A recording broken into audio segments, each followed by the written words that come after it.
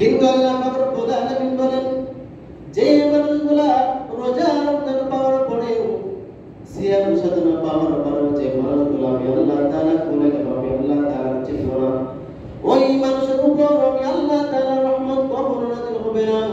আর যে মানুষের উপর রহমত নাযিল হবে না সেই মানুষের গুনাহগুলো আমি আল্লাহ তাআলা মাফ করব না, মাগফিরাত পাবে না। আর যে বান্দাটা মাগফিরাত পাইল না সেই বান্দার উপর নাজাতের কোনো আশা করা সম্ভব নয়। এই জন্য মুসলমান ভাইয়েরা আমার, যদি আমরা নাজাত পেতে চাই আমাদের রহমতের দরকার আছে কিনা? আমাদের রহমতের দরকার আছে। আর যদি রহমত পাইতে মাগফিরাত পাইতে চাই, আমাদের বদামলগুলো যদি আমরা মাফ করাইতে চাই, আমাদের মাগফিরাতের দরকার আছে। আর যদি আমাদের ভাগ্যে মাগফিরাত কবুল হয়ে যায় তাহলে আল্লাহ রাব্বুল আলামিন আমাদের দ্বারা নাজাতের ফয়সালা করে দিবে। এই জন্য ভাইরা আমার, বাবাজিরা আমার, আমি কতবার আপনাদেরকে বলবো যে নামাজ আদায় করুন, কিন্তু কত মানুষ আছে যারা নামাজ আদায় করলো আর যারা নামাজ আদায় করলো না, এই দুই জনের মধ্যে কিয়ামতের ময়দানে আল্লাহ রাব্বুল আলামিন পার্থক্য করে দিবেন। কিয়ামতের ময়দানে কিছু কিছু মানুষ বলবে, আল্লাহ আমাদের পিপাসা লেগেছে, আমাদেরকে পানি দাও। আল্লাহ রাব্বুল আলামিন বলবেন, কিয়ামতের দিন তোমাদের জন্য পানির ব্যবস্থা করা হয় নাই, কারণ দুনিয়ার মধ্যে তোমরা রমজান মাস পাইয়া সারাটা দিন তোমরা পানি পান করেছিলে, আমি আল্লাহ তাআলা ডাকলে আল্লাহ তাআলা ভুলে গিয়েছিলে। যে মানুষগুলা আমি আল্লাহ তাআলার ভয়ে, আমি আল্লাহ তাআলার জন্য রমজান মাসে রোজা রাখলো, আমি আল্লাহ তাআলার জন্য রমজান মাসে ইবাদত করলো, সেই বান্দার জন্য ওয়াসাকাহুম রাব্বুহুম শারাবান তাহুরা, আমি আল্লাহ তাআলা সেই বান্দার জন্য শরাবের ব্যবস্থা করে দিয়েছি। আল্লাহ রাব্বুল আলামিন বান্দাদেরকে কত মহব্বত করেন জানেন? মাকে যদি একটা বার মা বলে ডাক দেয়, মা সাড়া দেয়। আর একবার যখন মা বলে ডাক দেয়, মা সাড়া দেয়। কিন্তু তিনবার চারবার যখন মাকে মা বলে ডাক দেওয়া হয়, মা ধমক দিয়ে বলে, বাবা তুই কি বলেছ, তো চিল্লাস কেন? কিন্তু আল্লাহ পাক রব্বুল আলামিন বলেন, ওই মানুষটা গুনাহ করার পরেও আমাকে হাজার হাজার বার যদি আমি আল্লাহ তাআলা কাল্লা বলে ডাক দেয়, আমি আল্লাহ তাআলা ওই বান্দার উপর খুশি হয়ে যায়, তার বান্দার ওই বান্দার উপর আমি আল্লাহ তাআলা রহমত নাযিল করে দেই। এই জন্য ভাইরা আমার, বাবাজিরা আমার, বেশি বেশি আল্লাহ তাআলা ডাকতে হবে, কারণ আল্লাহ তাআলা ছাড়া আমাদের আর কেউ নাই।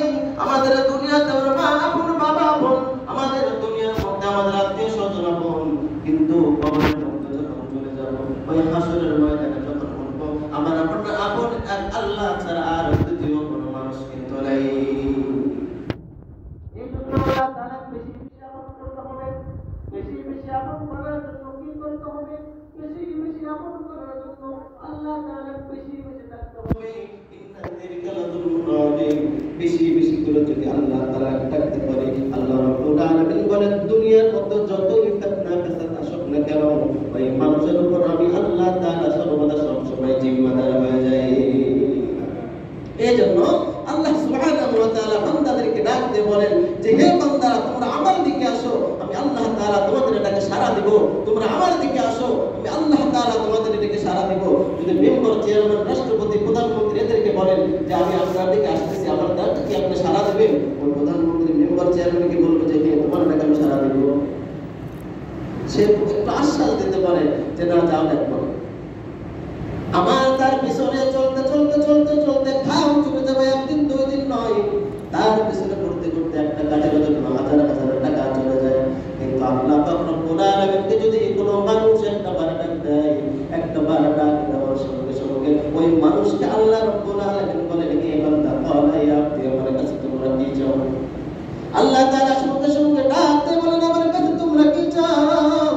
আমি তোমাদের কাছে সর্বদা সব সময় নিয়োজিত, কারণ আমার সন্তান সন্ততি দুনিয়ার মধ্যে কেউ নাই, আমার বিবি বাচ্চা কেউ নাই, আমার একমাত্র আদরের বান্দা হলো তোমরা। তোমরা যদি আমি আল্লাহ তাআলার কাছে চাও, সঙ্গে সঙ্গে তোমাদের ডাকে সাড়া দিয়ে আমি আল্লাহ তাআলা তোমাদের কথাগুলোকে কবুল করে নিই। এই জন্য আল্লাহ তাআলাকে বেশি বেশি ডাকতে হবে।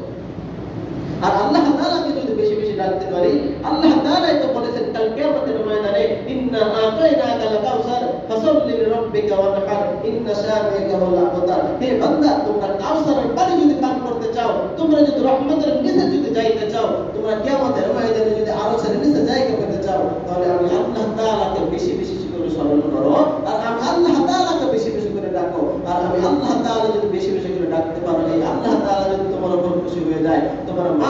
আত্মীয়-স্বজন, ধনী গরিব কোনো মানুষের দরকার নাই, তোমার বীরের দরকার নাই, এক আল্লাহ তাআলাই যথেষ্ট তোমাকে জান্নাতের মধ্যে দেওয়ার জন্য। সুবহানাল্লাহ।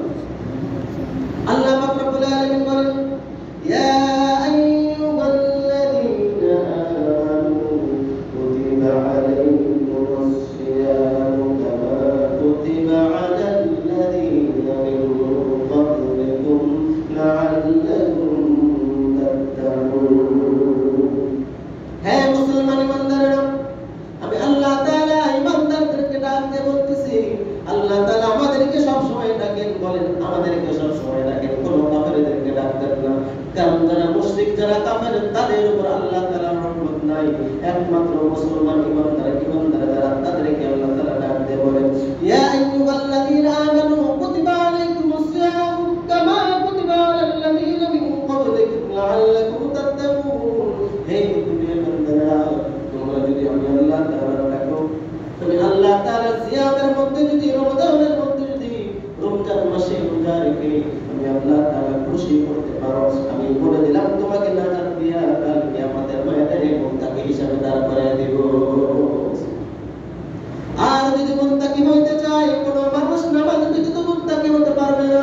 যদি কোন মানুষ ইমানদার হতে চায়, রোজা ব্যতীত কোন মানুষ ইমানদার হতে পারবে না। যদি কোন মানুষ ইমানদার হতে চায়, ইমানদার হওয়া সত্ত্বেও যদি ওই মানুষ যাকাত না দেয়, তাহলে ইমানদার হতে পারবে না। হে মুসলমান ইমানদার, তোমাদের কাছে লক্ষ লক্ষ টাকা আছে, এই টাকা তোমরা মনে করতেছো আমাদের টাকা। না না, আজকে যদি তুমি দুনিয়া থেকে চলে যাও, লক্ষ লক্ষ টাকা আছে, বিপর্যয়ে বাধাত অবস্থায় তোমাদের খরচ করা যাবে না।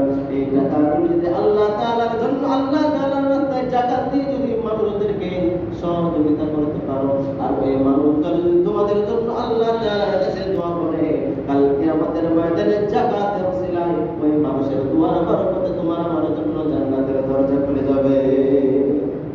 এজন্য আমাদের অনেকের যাকাত খরচ হইছে না, যাকাত খরচ হইছে, কিন্তু গত সপ্তাহে বলছিলাম যে যাকাত খরচ হইছে, কিন্তু কিছু কিছু মানুষ যাকাত দেয় না। যারা 1 লক্ষ 10 লক্ষ টাকা যাকাত আছে, 5 লক্ষ টাকা যাকাত আছে, এত কষ্ট করে কামাই করলাম, এই টাকাগুলো যদি যাকাতে শেষ করে দেই, এই টাকা কামাই করতে আবার তো 10 বছর সময় লাগবে, ঠিক না? কিন্তু আজকে যদি আপনি মারা যান, হঠাৎ করে আপনি মারা গেলেন, আপনি চিন্তা করলেন যে 10 লক্ষ 5 লক্ষ টাকা আমার আছে, এই টাকা দিয়ে আমি 8 তালা করবো, 5 তালা 10 তালা করবো, বা এই ব্যবসা করবো, সেই ব্যবসা করবো। হঠাৎ করে যদি আপনি আজকে মারা যান, তাহলে আপনার যে যাকাতের যে খরচটা হয়েছিল, এই খরচটা আপনি আদায় করলেন না। কাল কিয়ামতের ময়দানে আপনাকে আমাকে কিন্তু হিসাবে করে রাখবেন। এই জন্য ভাইয়েরা আমার, বাবাজিরা আমার, আমাদের আমল কিন্তু একটা নয়, আমাদের আমল হলো 1000টা। এই আমল যদি আমরা 1000টার মতো করতে পারি, কারণ আল্লাহ পাক রব্বুল আলামিন বলেছেন, তোমাদের হাজার হাজার সিজদা আমি আল্লাহ তাআলার কাছে দরকার নাই। তোমরা নামাজ আদায় করো আমি আল্লাহ তাআলার জন্য, কুরআন আদায় করো আল্লাহ তাআলার জন্য, ইবাদত করো আমি আল্লাহ তাআলার জন্য, হজ করো আমি আল্লাহ তাআলার জন্য, যাকাত দাও আমি আল্লাহ তাআলার জন্য, সব কিছু আমি আল্লাহ তাআলার জন্য করো। কিন্তু মানুষ তোমরা জানো না, তখন জানো তোমার একটা চিন্তা, একটা টাকা, একটা ইবাদত আমি আল্লাহ তাআলার কাছে কবুল হয়ে যায়। আর একটা চিন্তা, একটা টাকা যদি, একটা ইবাদত যদি আল্লাহ তাআলার কাছে কবুল হয়ে যায়, কোন মানুষ যদি মনে করে আমি ইবাদত করে, বندگی করে, দাসত্ব করে আমি আল্লাহ তাআলার জান্নাতে যেতে পারবো, না না মুসলমান না, এই চিন্তা ভাবনা করা যাবে না। একটা চিন্তার জন্য আল্লাহ তাআলার কাছে চাইবেন, একটা টাকা দান করার জন্য আল্লাহ তাআলার কাছে চাইবেন, একটা ইবাদত কবুল হওয়ার জন্য আল্লাহ তাআলার কাছে চাইবেন। আর একটা ইবাদত, একটা সিজদা যদি আল্লাহ তাআলার কাছে কবুল হয়ে যায়, মুসলমান, একটা সিজদা, একটা ইবাদতের কারণে কাল কিয়ামতের ময়দানে আমার আপনার জীবনের গুনাহগুলো আল্লাহ তাআলা মাফ করে দিয়া একটা সিজদা নসিবে জান্নাত আমাদেরকে ওয়াজিব করে দেবে। সুবহানাল্লাহ। এই জন্য